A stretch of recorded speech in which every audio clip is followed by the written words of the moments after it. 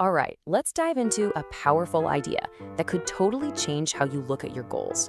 We're talking about discipline, but maybe it's not what we think it is at all. Okay, let's just start with this one. Wow. If you've ever, felt bad about not sticking to a new habit, this probably hits pretty close to home. The core idea, it's not about your willpower. It's about the story you tell yourself about who you are. And trust me, that one little shift, it changes absolutely everything. All right, so first things first, let's talk about the big myth here, the willpower myth. We're all told the same thing, right? That success is just about gritting your teeth and trying harder. But you know what? The evidence, it tells a completely different story. I mean, does any of this sound familiar? Just try harder, be more consistent, stop being lazy. This is the classic self-help playbook, isn't it? It's all about brute force.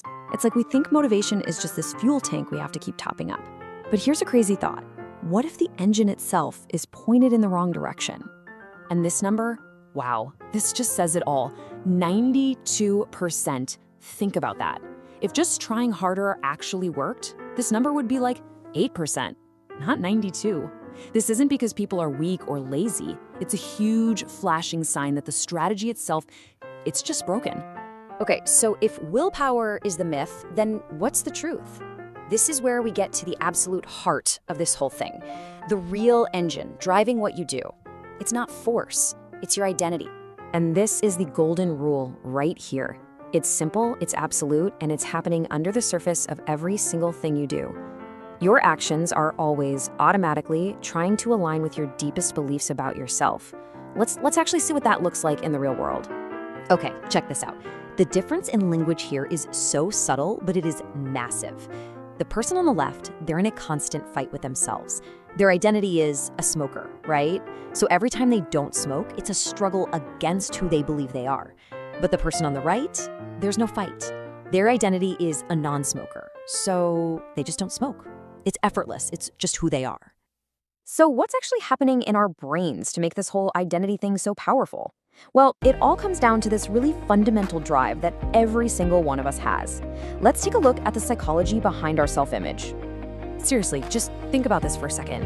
When you say to yourself, I'm trying to eat healthy, or I'm trying to save money, what message do you think your brain is actually hearing? This is what it hears. This is not who we are. See, that little phrase, I'm trying, is basically an admission that what you're doing goes against your current identity. Your brain hears that conflict and it's like, whoa, red alert. And it starts to create resistance. It's trying to pull you back to what it thinks is the real you. So it's not a willpower problem, it's an identity conflict. And this whole process has a name, coherence. You can think of your brain as this coherence engine. It is absolutely obsessed with making sure what you do matches who you think you are. It hates a mismatch and it will work 24/7 to get things back in alignment. So here's the bottom line. Your identity becomes this kind of unconscious filter, right? If you see yourself as, say, not a morning person, your brain is constantly looking for any excuse to hit that snooze button. If you think you're bad with money, your brain will filter for every chance to make an impulse buy. The behavior just, it feels automatic. Okay, so this totally reframes how we think about those super disciplined people, doesn't it? You know, the ones I'm talking about, the ones who seem to have superhuman willpower. But what if it's not about force? What if something else is going on? This really is the secret. For those people, their actions are just an expression of their identity. A serious runner doesn't wake up and have a big debate about going for a run. That's just what runners do. The decision was made a long time ago. It's not a daily choice. It's just a reflection of who they are. The behavior is automatic because it matches their self-image perfectly. Now, this can be a tough one to hear. Oof. But as tough as that sounds, it's also incredibly freeing, right? Because it means the problem isn't some permanent flaw in your character. It's just a belief. And you know what? Beliefs can be changed. The reason you fall off track isn't because you're weak. It's just that deep down, your identity hasn't quite caught up with your goals yet. So, if identity is the answer, then the big question is, how do we actually build a new one on purpose? Okay, let's get practical. Let's move from the what to the how and look at a real framework for making this change. And this right here is the big strategic shift. Forget outcome goals for a second. An outcome goal is a target you hit and then it's over. An identity statement is about the person you're becoming. So instead of focusing on what you want, you start focusing on who you need to be to get it. It completely changes your focus from some temporary finish line to, well, a permanent way of being. And this is the simple 3-step process for making it stick. First, you decide who you want to be. You set that identity statement. Second, and this is key, you perform tiny behaviors that act as proof. You gather these small wins. Every single time you read 1 page or do 5 push-ups, it's like casting a vote for your new identity. Your brain sees this evidence, this proof, and it starts to update its self-image. And the more it updates, the easier the next action becomes.